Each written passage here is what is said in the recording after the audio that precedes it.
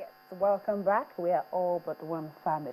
Yes, indeed. Okay, now let's talk about One Night with the King. Now, this is a program put together by the Liberation City Church, and that's under the General Overseer of the church, Dr. Chris Okafor.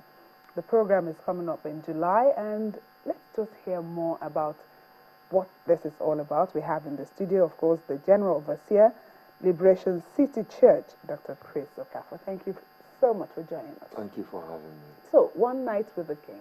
Yes, One Night with the King is a unique, it's not just another kind of program, but these are conference orchestrated by the Spirit of God. And this is the second edition. It started last year, and this is part of the vision God gave to us. And last year it was awesome. People came from different walks of life, far and near, and we'll have over 32,000 people and gathering, and it was awesome. It was heavy. We'll have mighty miracles, God visiting people in different ways and different forms, and people experiencing the reality of the presence of God. Like the Apostle Paul says, he said the gospel of Jesus is not that of men's enticing word, but of power. Now, One Night with the King, there's something that makes it outstanding.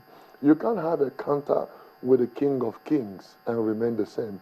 Now something happened. If you read the Bible in the book of Esther chapter 6, let me just quickly say this. Verse 1, he said, on that night could not the king sleep, and he commanded to bring the book of records of the Chronicles, and they were read before the king. Now, if you read chapter 5, prior to that, now something happened. There was a man by the name Mordecai, who happened to be a foreigner in the land of Babylonia. And a very powerful man who happens to be the second in command in that nation was about to kill him. He had already raised a gallows of 50 cubits high. And he says, my only problem is to eliminate this man Mordecai. And he was to kill him the following day. But the Bible said that night the king could not sleep, because God had to cause problem in the palace of the king, because somebody's problem, somebody is in need of miracle. And when that happened, the Bible said the king could not sleep all through the night. And he saying the book of Chronicles was open, and he saw what this man has done in the past. There are a lot of people in the church who have prayed again and again, and no answer, nothing is coming, and some have even given up and asking, where is God? Is there God? There is still God. He's an unchangeable changer that changes situation. It's only that people come to the presence of God, but they don't experience the blessing of his presence. Because there's a different, one thing is to come to the presence of God, and another thing is to experience the blessings of his presence. What is it that will cause you to come into the presence of God and not experience his presence? What should they be coming with, those that are coming for this presence? Yes. You see, the Bible says my people perish because they lack knowledge. And for the fact that everybody is Christian, and in Deuteronomy 8 verse 18, he said, I'm the Lord that God has given the power to make wealth. But yet, God gives power to make wealth, yet everyone is not rich, because there are conditional and unconditional blessings. And until you come to understanding with this. Now, One Night with the King, everyone is invited, and it's happening is on the 3rd of July at Tafawa Square, beginning from 7 p.m. It's going to be awesome, because God will be touching people, whether the sick, the barren, the oppressed. We have seen testimonies. This is not about story. This is about confirmation of what God is doing, the raw, practical move of the power of God. If I may come in here, sir. Yes. What will make One Night with the King different from other programs that people have been invited for? This one is different, because when you come to One Night with the King, you can remember this. And I remember a case of a man and his wife that was barren for 22 years. They were married 22 years, no child.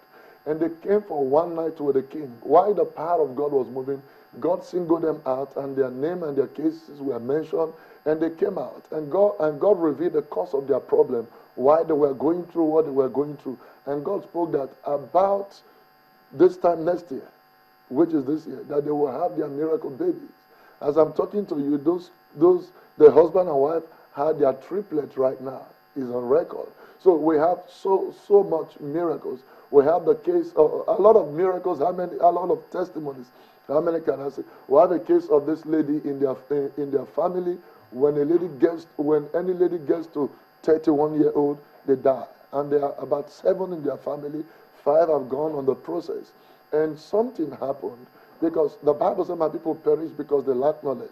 And when you come to the presence of the king, you can never remain the same. Now they came, and God, seeing to their situation, the case was turned. And this happened to be as a result of what was in the family. Because ignorance is a license to bondage. A lot of people are actually going through a whole lot of problem and not knowing why they are going through such problem. And some just assume one day this thing will come to an end. But I say assumption is the lowest level of knowledge, because you don't assume something will happen when you have not done anything. That's why everyone hearing the sound of my voice need to make arrangements to attend the one night with the king. And this lady, people were dying in their family. 5 of them have died. And this was traced by the Spirit of God as a curse that was a result of something that happened in the family. They never knew about it. But though the story, the man knew about the story, but he never knew that this was the cause of it until God, by revelation, revealed it to them, and this was broken. And now the other one is 31-year-old now, and they have testified that she's still alive. Okay. Is this a yearly thing, or is this just beginning this year?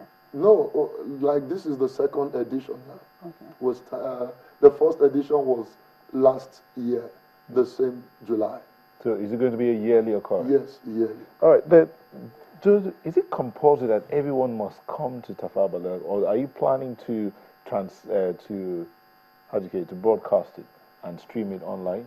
Yes, like you know, the church, we have our own TV station who are being viewed in 160 nations of the world. We have Liberation TV, but everybody must come, because you need a contact from the Lord. And God spoke to me about this program last year, and He's been using it to bless people. So people are already making arrangements to come. Where people coming from different parts of Africa, different parts of Europe, different part of the world. So because you can't come to one night where the king and remain the same, it's not possible. Looking around us, you find that there are challenges, and people will wonder, okay, even if I go to this one, how is it going to solve my problem?